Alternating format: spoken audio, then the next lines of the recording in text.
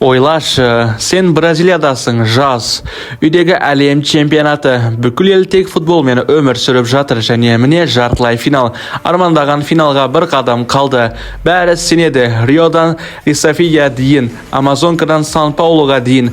1-2 сағаттан кейін не болғанын қараңыздар.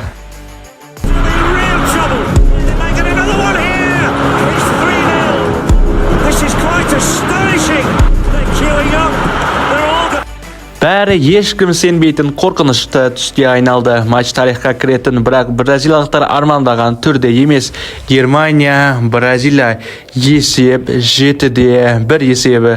Қорламай тұрып осы апатқа апарған бүкіл оқиғалар, эмоциялар және шешімдер тізбегі болды. Кел бұл қалай болғанын түсіндірейін сендерге.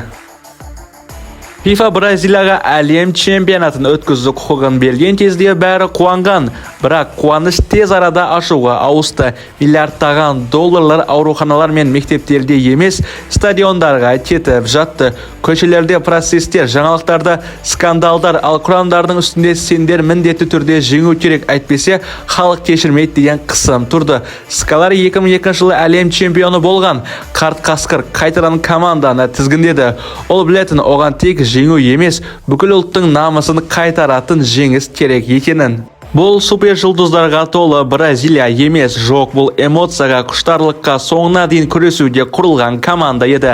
Әр ойыншы кішкентай жанартау секілді болды. Давид Луис, жүрегі арыстан, капитан алаңда жанын беруде дайын. Тиаго Силва, ең қиын сәттерде қорғанысты ұстап тұрған темір қорғаушы. Фернандиньо, Паулиньо, Хулиан үшін өлуде дайын жауынгерлер. Және бұл жерде Неймар бар. Неймар ол жай ғана ойыншы емес, ол жаңа Бразилияның символы. Жас, харизматикалық күлкісі бүкіл стадионды жарқырата алатын. Ол үш қарсыласын өтіп гол соға алатын.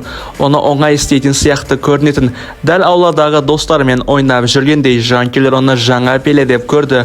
Оның әр дриблингі, әр пасы мейрамдай, ал гол соққанда бүкіл стадион онымен бірде аспанға көтерілгендей болатын.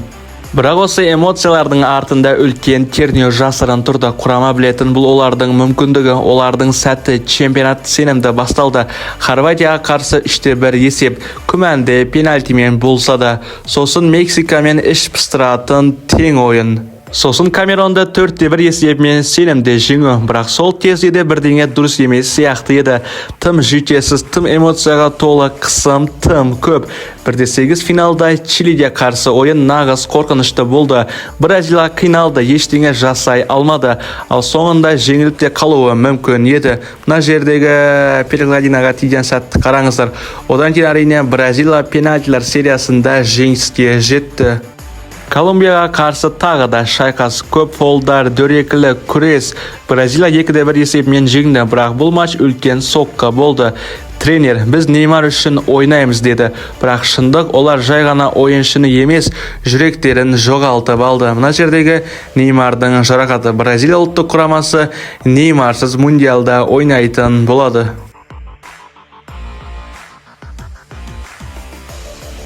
Жартылай финал алдағы атмосфера жарылып кетуге дайын оқпан сияқты болды. 2014 жылдың 8 шілдесі және міне әлем чемпионатының жартылай финалы. Бразилия турнир иесі, үйде жеңіс күтетін команда. Жанкелер трофейді үйде қалады деп сенді, ал қарсылас Германия мұздай ұйымдасқан тәртіпті стадион жанкелерге толып отыр. Олар ән шырқайды. Бразилияның жанкерлері туды Бразилия ұлттық құрамасына қолдау көрсету үстінде.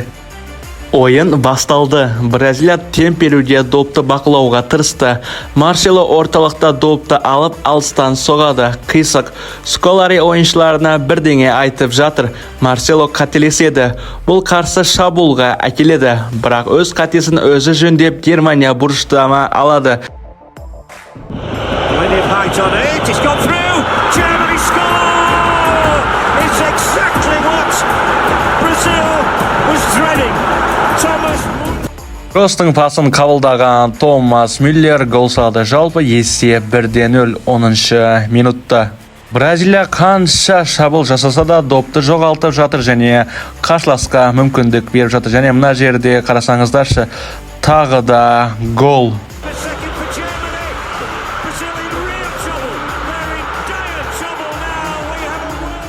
Есеп 2-0 22 минутта. Бразилияның атақты жанкері болса кубокты ұстап, көзінде жасты ағызып жатыр. Бразилия қалай ойнау керектігін білмей жатыр, ал Германия ұлттық құрамасы болса тағы да шабуыл ұйымдастырды. Мына жерде Тони Кроостың голы.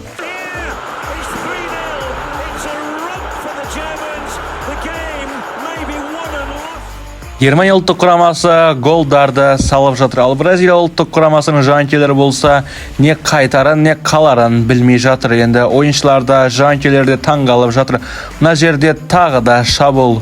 Германия ұлттық құрамасы тағы да шабуыл ұйымдастырды.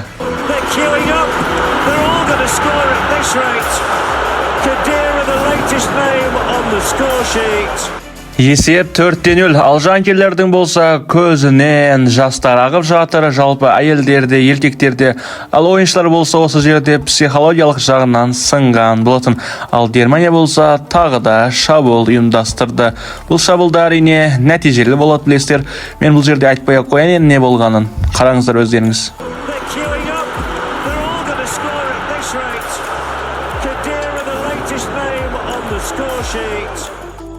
Германия ұлттық құрамасы есепті 5-0-ге жеткізгеннен кейін бапкер бірдеңелерді айтып нұсқаулық беріп жатыр.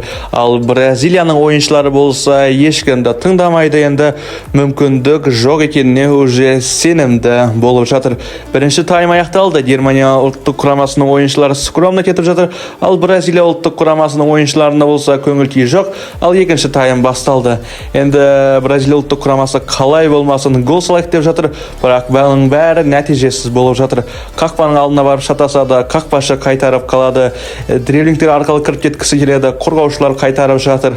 Негізінен де Германия ұлттық құрамасы бұл ойында қорғанысты жақсы ұстай алды. Нойердің да шеберлігі көрініп ақ тұр.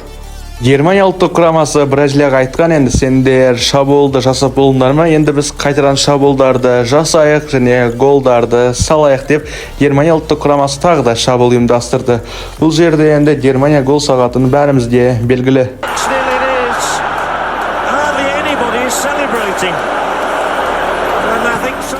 Германия ұлттық құрамасы тағы да шабуыл ұйымдастырып көрді.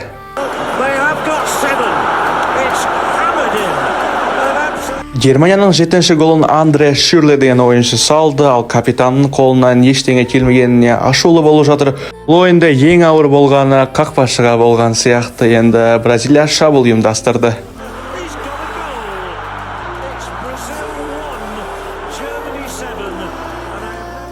Оскар соңына келіп енді Бразилия үшін бір голды салып берді. Бұл гол еш нәрсені өзгертпейді. Германия ұлттық құрамасы болса финалға өтті.